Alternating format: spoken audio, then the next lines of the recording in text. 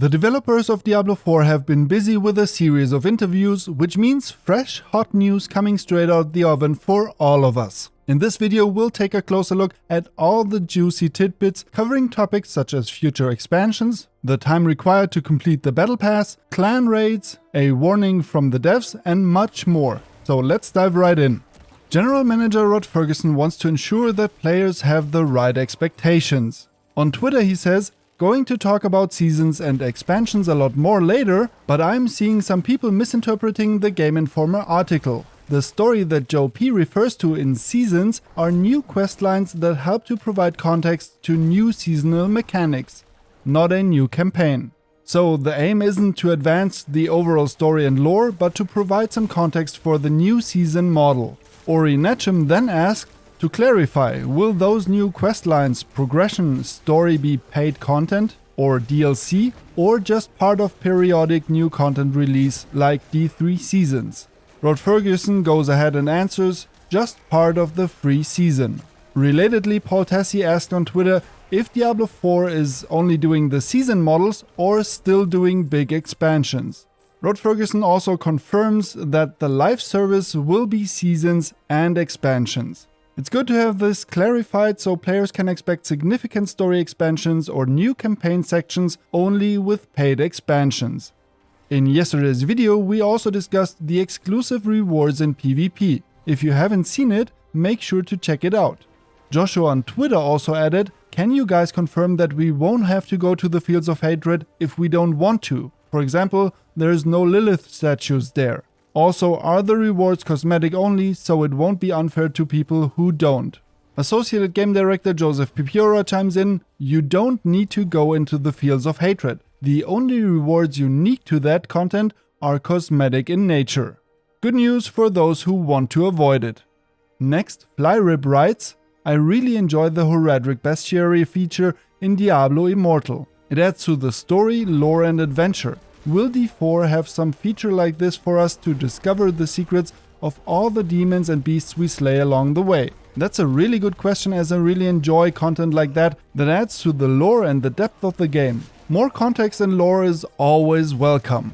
Unfortunately, Rod Ferguson answers with, "Not at launch." In an interview with Wowhead.com, designer Joe Shelley was asked about the leaderboards in Diablo 4, and his answer was somewhat surprising. Leaderboards will be included post-launch. Joe Shelley elaborated that they are an excellent tool to track progress for competitive players, but they can also present significant challenges in terms of encouraging botting or the usage of exploits, depending on how they are implemented.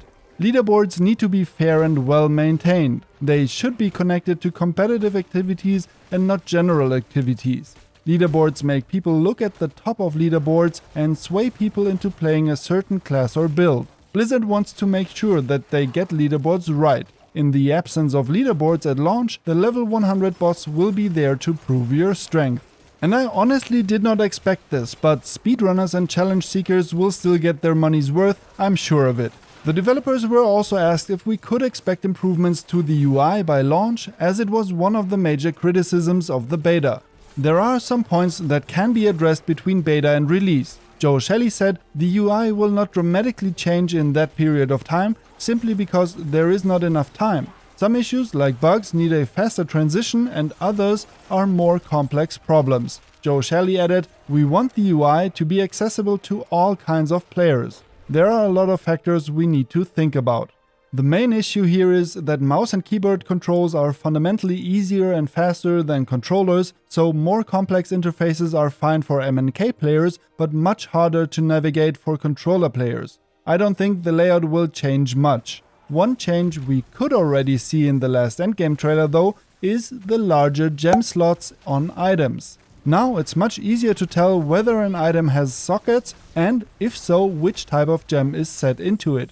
And if you've enjoyed the video up to this point, I'd greatly appreciate a thumbs up. If you want to see more Diablo 4 content from me, consider subscribing to the channel and activating the bell to make sure you don't miss any future videos. If you want to save money on your next game purchase and support me at the same time, check out my partner Instant Gaming for the best prices on gift cards for your respective store. You can find the links in the video description below. Thanks for your support. In a Q&A with PC Gamer, the discussion covers topics like the Battle Pass and the time investment needed every 3 months to complete it. Diablo 4 will have seasons like the previous game, which means you'll start a new seasonal character and level them from 1 to 100 each time. Participating in the activities laid out in the endgame video and working through objectives in the seasonal journey will earn you progress on the Battle Pass through favor.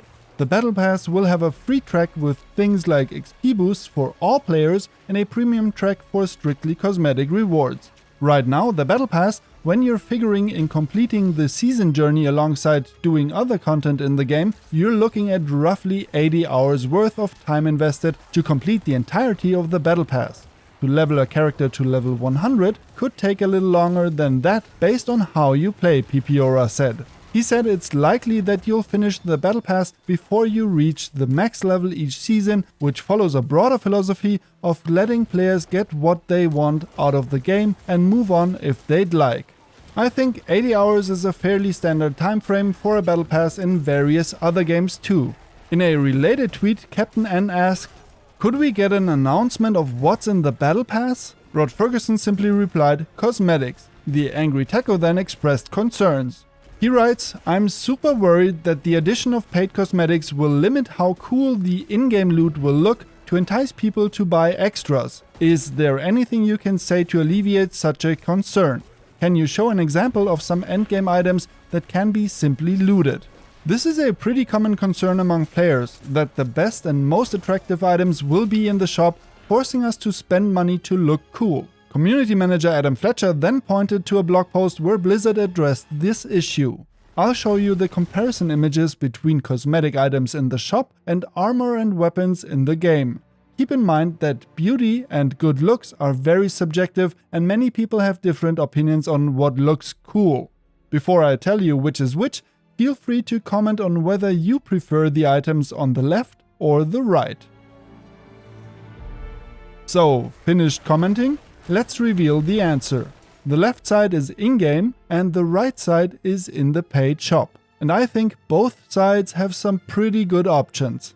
Another interview snippet fits well with the cosmetic theme. WoW had asked the most critical question of all. Will there be a secret cow level in Diablo 4? The answer is somewhat logical. At launch, Diablo 4 will have a gritty and grounded world. A cow level, wings or pets take away from that groundedness. As they go down the line, things will loosen up. So we can confidently expect more extravagant and colorful cosmetics in a few seasons or years. I imagine it'll be similar to Call of Duty, where the first 2 to 3 seasons are always very military themed and realistic, and then after about a year, the colorful and pink anime skins make their way into the shop. But please don't take this literally, I don't think we'll ever see anime skins in Diablo, but you get what I mean. Another question from Wowhead about the seasons was also interesting. In a prior quarterly update you talked about the season journey having unique rewards attached to it. Does this only include cosmetics or also gear like the Hedrick's gift in Diablo 3?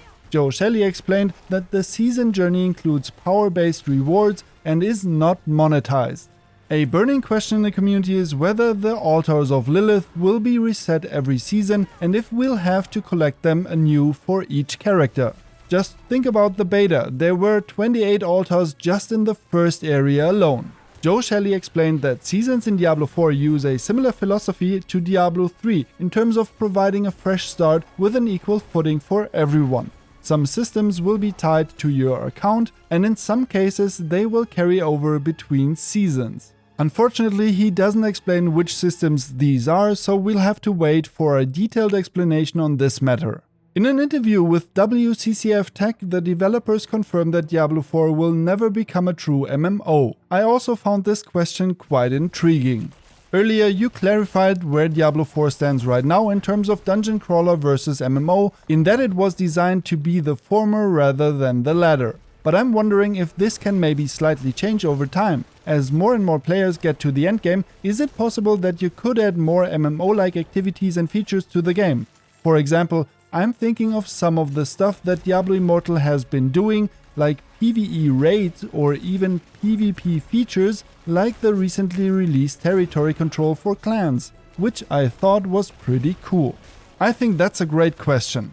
Joseph Pipiora goes ahead and says, yeah, Diablo Immortal has done a lot, the team has created a lot of really cool content and features to support that game with what they want in their community and what their vision for it is. We really want to make sure that Diablo 4 remains firmly in the ARPG camp, like we're not really making an MMO. We are making an online game that does have the connected community feel in some places. So when we think about features that we'd be looking to add to Diablo 4 in the future, whether it's in seasons or later updates, we're thinking more along the lines that we are going to add features are gonna serve the game that we've made that we think would be really good for the community. Now again, the game is a live service and things will change over time. And what one person might say is strictly an MMO only feature and what might look like an ARPG only feature, I think it might get a little muddy over time. But we're not looking to make that game, if that makes any sense.